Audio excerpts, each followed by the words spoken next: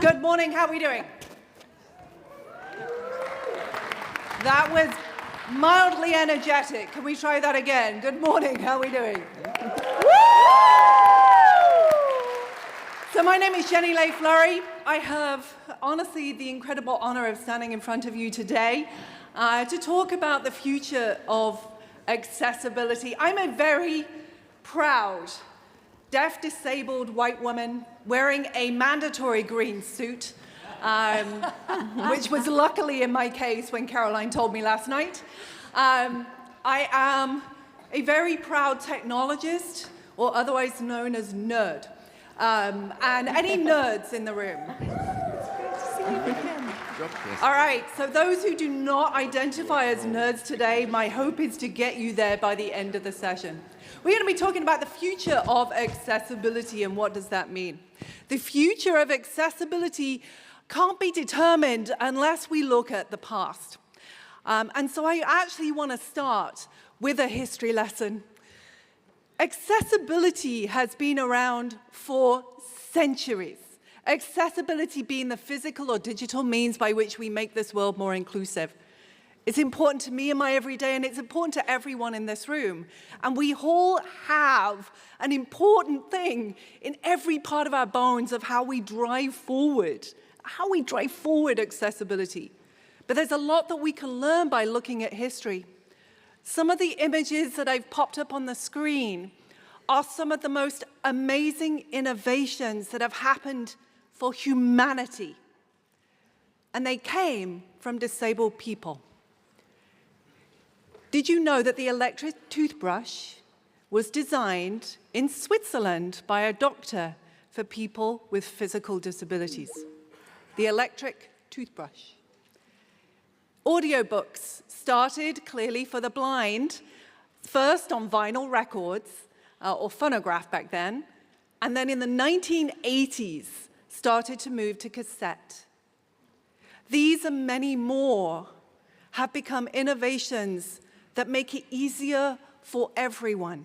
And they came from very small beginnings.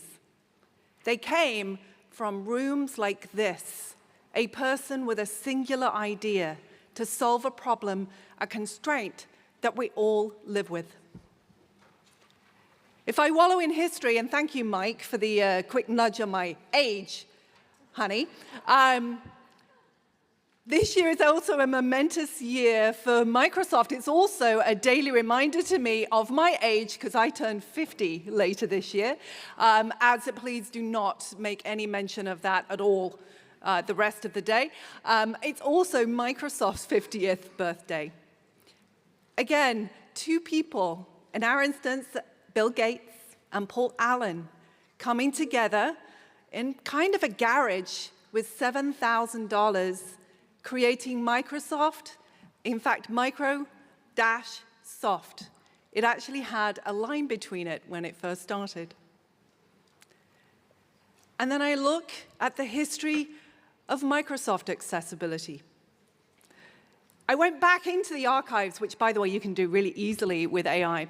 And the archives showed us that actually Microsoft is 30 years old. Microsoft accessibility started in the early 90s after the ADA, and then the first features entered into Windows 95. Since then, we've had clearly company-wide policies. I joined in 2005 and had the honor of creating the Disability ERG, which I very proudly did in 2007. We actually had our Ability Summit, our first one, start just a couple of years after that. And we've created lots of different technologies over that time.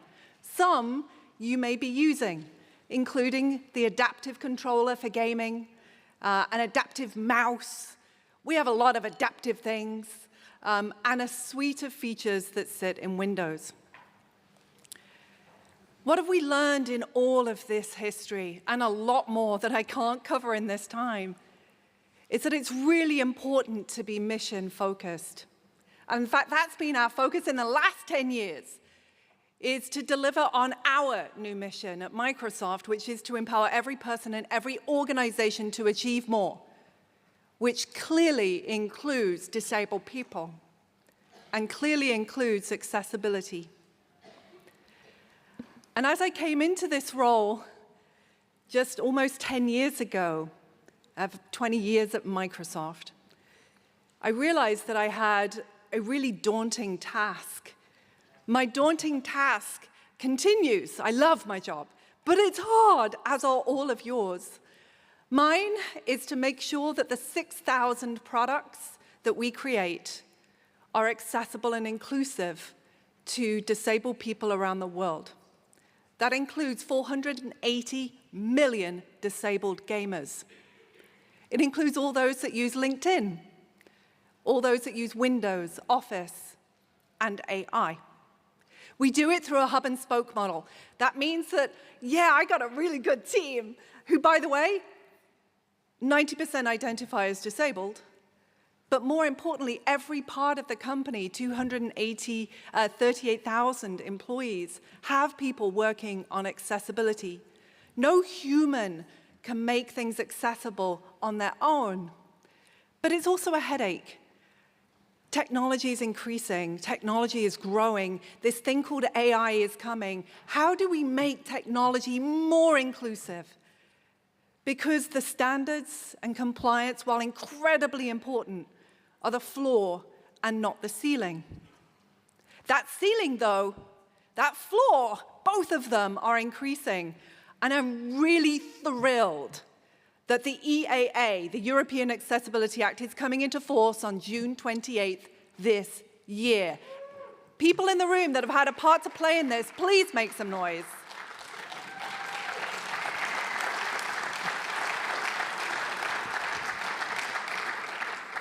Now, those who you're like, what's that? What's that? There's a link on here to help you prepare for it. It's aka.ms/prepare4EAA. We have lots of acronyms for this. We can say get ready, EAA, get ready. No. There's any number of different ways to include EAA. Did I mention I'm a nerd? That you can include EAA into words. Make it fun. But what the most important thing is, this is the new bar for Europe, the first bar that is actually going to raise the global bar for accessibility in all manner of life, from shopping to travel to banking. And it's important that we all get on board and we all get skilled up on what this means. One of the most important things I ever did at Microsoft was to launch training for every single employee. It's mandatory. They have to take it, whether they like it or not. Thankfully, they all do. And we've actually put a copy of that training online for all of you to consume, adapt, edit, take what's helpful, just reduce and remove the rest. It's a 20-minute virtual training that in the next few weeks we expect 5 million people will have taken. On what is disability?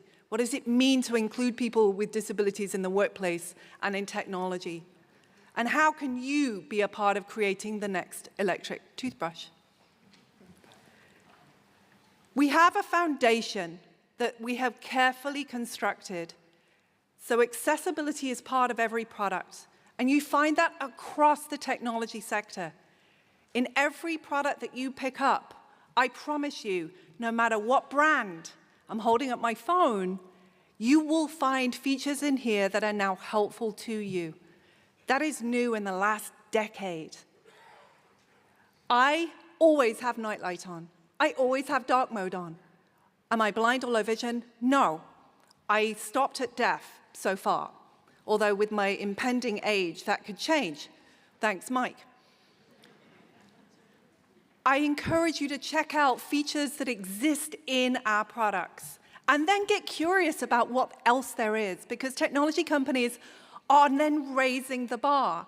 On the screen is a picture from a game called Grounded, and in there we have added features for those of us with arachnophobia. I'm not going to look at the picture because I have that thing. I don't like spiders. They are horrible. So I can change the setting within that game to make my spider look like a cotton ball.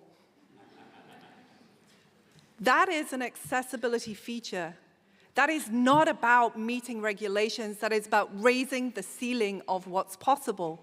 And that's what we need to do in the future.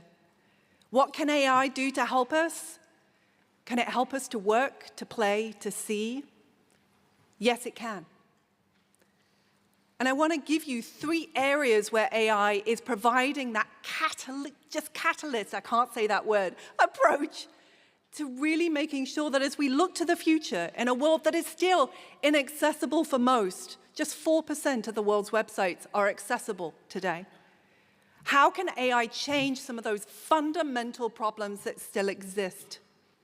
It can help to shift left, to make it so that it is easier to design and build accessible and not have to fix it before you launch that piece of code or that building. It can enhance features that are out there, and it can drive innovation for the future. And Be My Eyes is one example of where that's happened, where we've integrated Be My Eyes into our technical support, which takes 74,000 calls from customers every year. It's actually reduced our volume by 20% by making sure that blind people can call us using this tool. And it's not the decrease in volume that's the most important thing.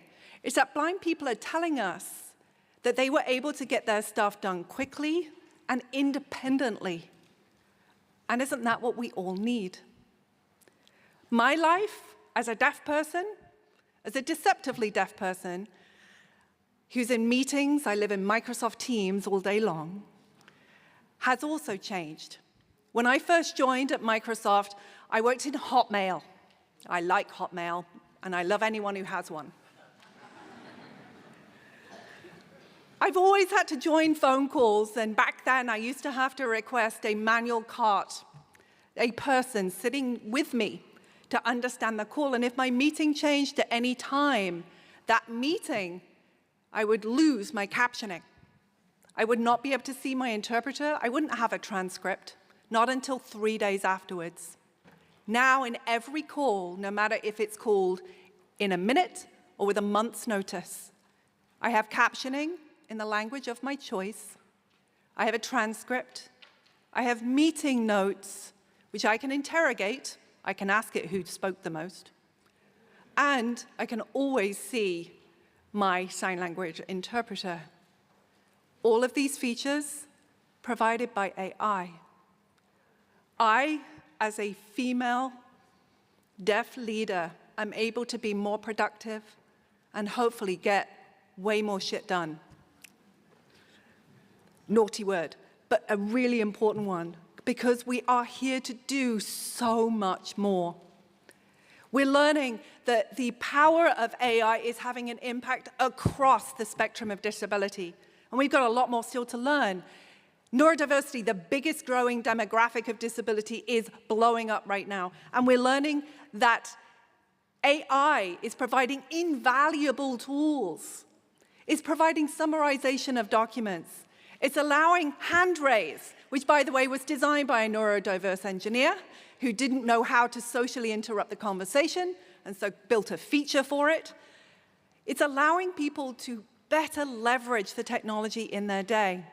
So much so that we did a survey with EY, and what we learned back astounded even us. 91% see Copilot and AI as an assistive technology. It is right there at your fingertips, and it's powering even video experiences. This is a video taken by Saqib Sheikh, who'd created Seeing AI. It is a video of a holiday light scene. And what it will do is actually audio describe that. Any of you can try it.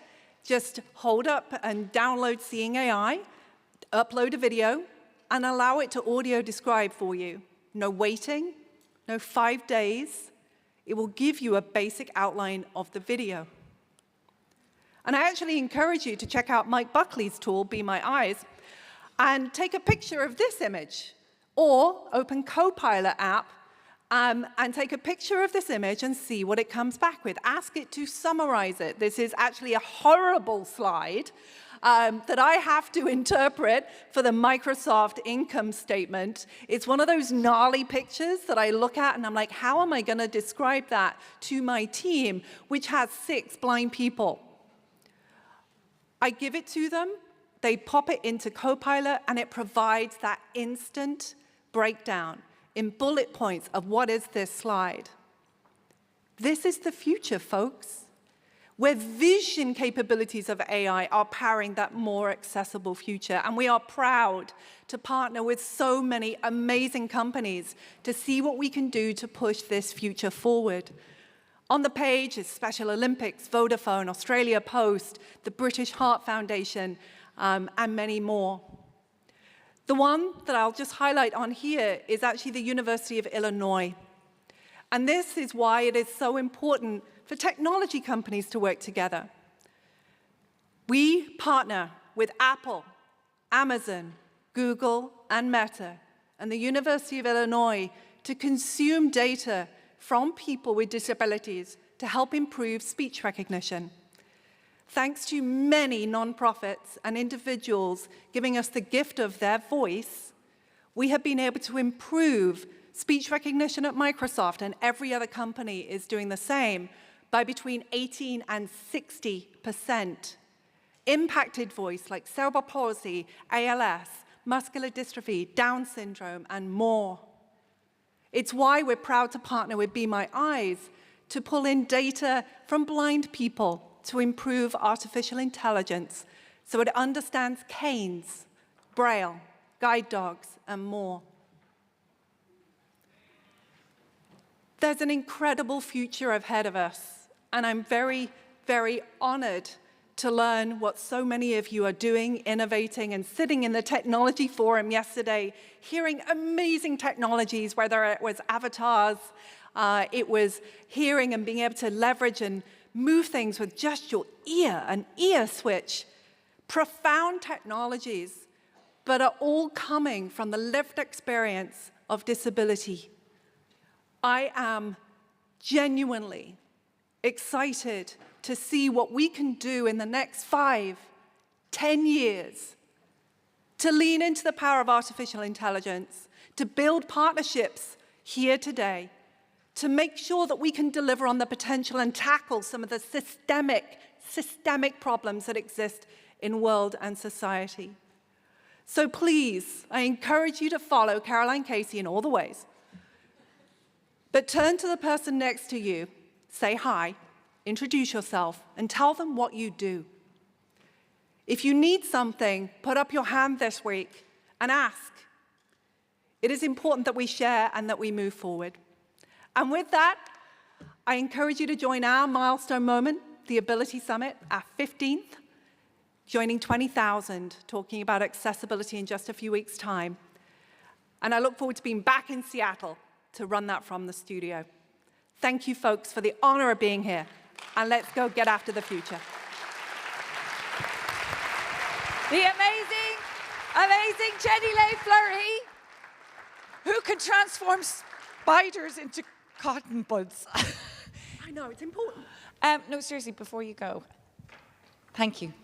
Thank you for the huge work that you've done over years and decades. Thank you. Thank you for coming back here. But will you just let everybody know how long you're going to be around? Because there's going to be queues. Has anybody got a bodyguard for Jenny? How long are you going to be with us? Can I just say, give it up for Caroline Casey. She was actually our second speaker at the Ability Summit in 2006. We had a boot off, I think, with our shoes that year. We did, but we're 53 and 50, so like... I'm not 50 yet. I refuse to accept this. I will be around today. I look forward to meeting as many as possible, but I'm also on socials. So LinkedIn, please don't hesitate to pop me a message on LinkedIn. I will, of course, I'll try to keep up with Mike and make sure that I get back to everyone. Brilliant. A massive round of applause for Jenny Lay-Flurrie. Off you go. Have a great Zero conference.